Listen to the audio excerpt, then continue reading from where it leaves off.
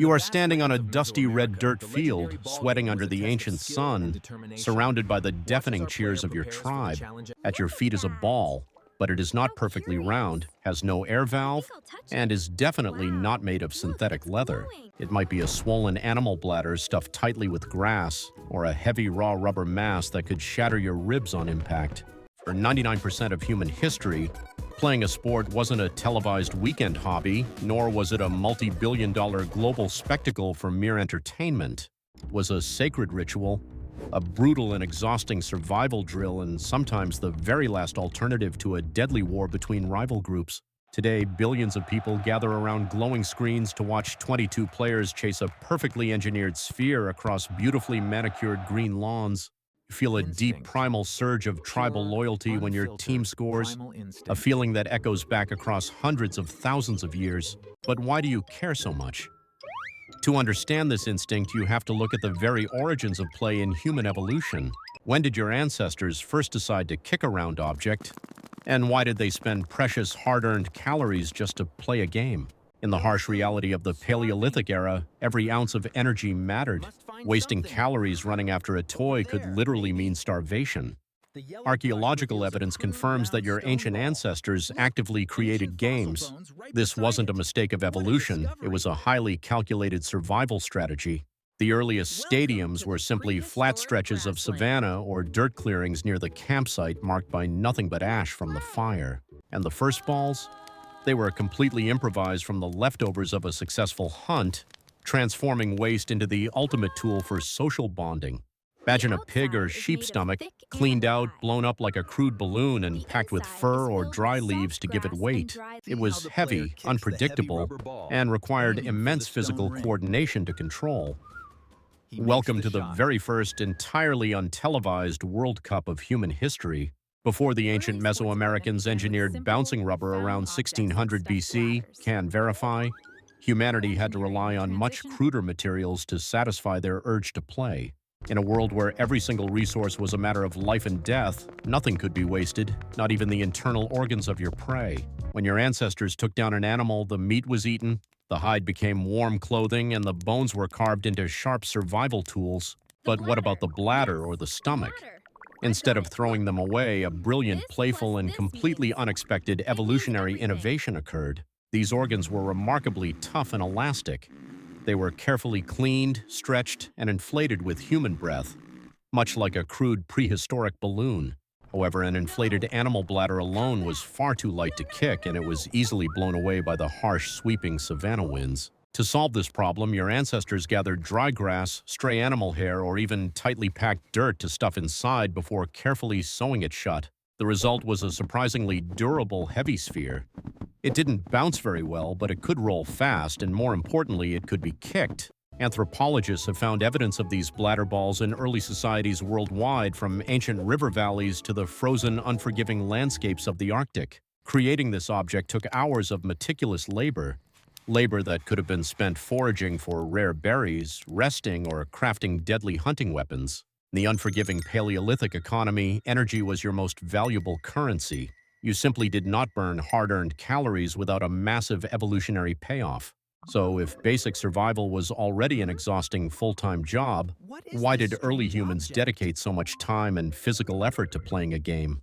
Was it just simple entertainment to pass the long, dark evenings? Or was there a much deeper, hidden biological imperative driving this behavior? According to renowned primatologist Frans de Waal, the act of play is deeply hardwired into the evolutionary DNA of almost all social mammals. Your ancestors didn't play just to have fun. They played because it was the ultimate risk-free training simulator for real-world survival and physical combat. But while most of the ancient world was kicking soft bladders, a completely different, much deadlier evolutionary path was unfolding in ancient Mesoamerica. Around 1600 BC, can verify, the Olmec people discovered how to process natural latex, engineering the very first bouncing rubber ball in history. This wasn't a lightweight toy. It was a solid, dense mass of raw rubber weighing up to 4 kilograms, turning a game into a battlefield. To put that into perspective, imagine kicking a modern soccer ball that is nearly 10 times its normal weight. It could literally break your bones. Because it was so heavy, you couldn't just kick it casually. Players had to use their hips, thighs, and elbows to keep it in the air. You had to wear heavy leather belts and thick padding just to survive the impact. A direct hit to the stomach could easily cause internal bleeding. The courts were massive stone arenas built in the shape of a capital I, flanked by high vertical walls and echoing with roaring crowds. High up on these stone walls hung a tiny vertical ring. Passing that massive rubber ball through the hoop was nearly an impossible physical feat. But this wasn't just a physical challenge. For these ancient civilizations, the ball game was a deeply sacred ritual tied to the movement of the sun. The heavy bouncing rubber represented the sun moving across the sky, and keeping it in constant motion was believed to keep the universe alive. The stakes were unimaginably high. Historical evidence suggests that losing this game could sometimes result in the ultimate sacrifice to the ancient gods. Instead of destroying entire cities in warfare, rival rulers would settle their political disputes on the court. It was a controlled, localized form of combat. While the Mesoamerican game was uniquely intense, it proves a fundamental human truth. Sports have always been much more than just simple physical entertainment. Whether you were dodging a 4-kilogram rubber sphere or kicking a stuffed bladder, your brain was actively using play to ensure your long-term survival. How exactly did these exhausting games train your ancestors to outsmart deadly predators and survive the unforgiving wild? The answer lies in your nervous system. If you observe the animal kingdom, you will notice something fascinating. Humans are not the only species that spend immense amounts of energy playing games. Primatologist Frans de Waal spent decades studying chimpanzees and bonobos. He discovered that play behavior is a deeply ingrained evolutionary mechanism for social mammals. In a world of extreme scarcity, your ancestors could not afford to waste calories. Therefore, playing with a ball had to provide a massive survival advantage. Think of these early sports as an ancient, risk-free virtual reality simulator. It was a safe environment to practice highly dangerous life-or-death physical maneuvers. When you dodge a heavy flying object on the field, your brain is actively training the exact reflexes needed to sidestep a lunging saber-toothed cat. Every time your ancestors sprinted after a rolling bladder, they were secretly building the cardiovascular endurance required for persistence hunting across the endless savanna. But the physical benefits were only half of the equation. The true genius of the first ball game was how it completely rewired human social dynamics. Before organized sports, disputes between rival individuals or neighboring tribes were often settled with violence, leading to unnecessary injuries and a weakened gene pool. A ball game provided a revolutionary alternative. It allowed aggressive young hunters to compete for status, dominance, and mating rights without actually killing each other. Frans de Waal noted that play teaches primates the concept of fairness. To keep the game going, stronger individuals must voluntarily hold back their full strength. If an alpha male plays too aggressively, the others simply refuse to participate. This taught your ancestors the crucial balance between competition and necessary cooperation. Through these primitive games, early humans learned to navigate complex social hierarchies. It was the birth of unwritten rules, teaching the tribe how to collaborate effectively. You couldn't take down a massive mammoth alone. You needed a highly coordinated team, trusting that the person next to you understood their specific role. The prehistoric pitch became a classroom. Passing a crude leather ball was the ultimate test to see who you could trust with your life during a hunt. But as human tribes began to grow larger and encounter strangers, this simple act of playing together would take on an entirely new, world-changing purpose. To survive in these rapidly expanding groups, your ancestors faced a severe cognitive barrier, a limit deeply hardwired into the structure of your brain. Evolutionary psychologist Robin Dunbar established that the human neocortex is naturally designed to maintain only about 150 stable social relationships. This is famous as Dunbar's number.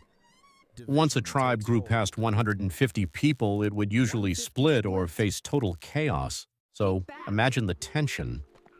What happens when your group suddenly encounters a completely unknown, heavily armed tribe of foragers across a river valley? Without a shared language or established trust, the default prehistoric reaction to outsiders was often extreme paranoia and the immediate threat of violence. Couldn't just sit down and negotiate a complex peace treaty using a vocabulary that the other tribe didn't even understand. But if someone tossed a heavy leather ball into the open dirt between the two groups, the primal tension immediately shifted.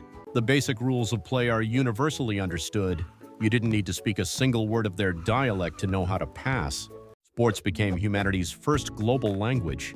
It offered a highly structured, mutually agreed-upon way to interact, assess physical strength, and build critical alliances.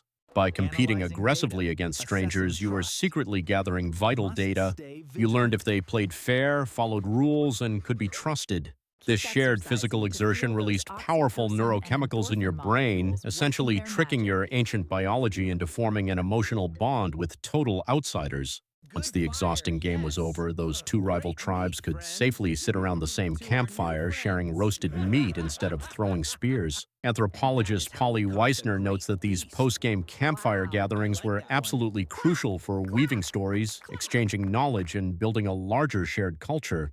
The greatest players would recount their athletic feats by the fire, building their social reputation and securing their political status without shedding any blood. Through the simple magic of a bouncing object, humanity found a way to bypass the cognitive limits of the brain and scale into massive civilizations. As these ancient societies expanded into massive civilizations, the simple game of kicking a bladder also had to evolve or risk becoming dangerously chaotic. Without structure, a game with hundreds of players would quickly devolve into a violent mob. To prevent this, your ancestors invented something revolutionary. They invented abstract rules. By simply drawing a line in the dirt, they created a shared invisible boundary that everyone consciously agreed to respect. The ball crossed that line, it was out of bounds. This required players to suppress their immediate wild impulses and obey an invisible law. Anthropologists studying modern hunter-gatherers like Richard Lee with the Juhoansi noticed a crucial survival tactic: the strict enforcement of social equality. When a hunter makes a great kill, the tribe uses a practice called insulting the meat, joking about the catch to keep the hunter's ego firmly grounded. Early sports rules served the exact same psychological purpose. They were a social leveling mechanism designed to prevent any single alpha from completely dominating the group. If a massive, aggressive player used brute force to hurt someone, the abstract rules penalized them. Fairness was fundamentally built into the game's design. This shifted the entire dynamic of human evolution.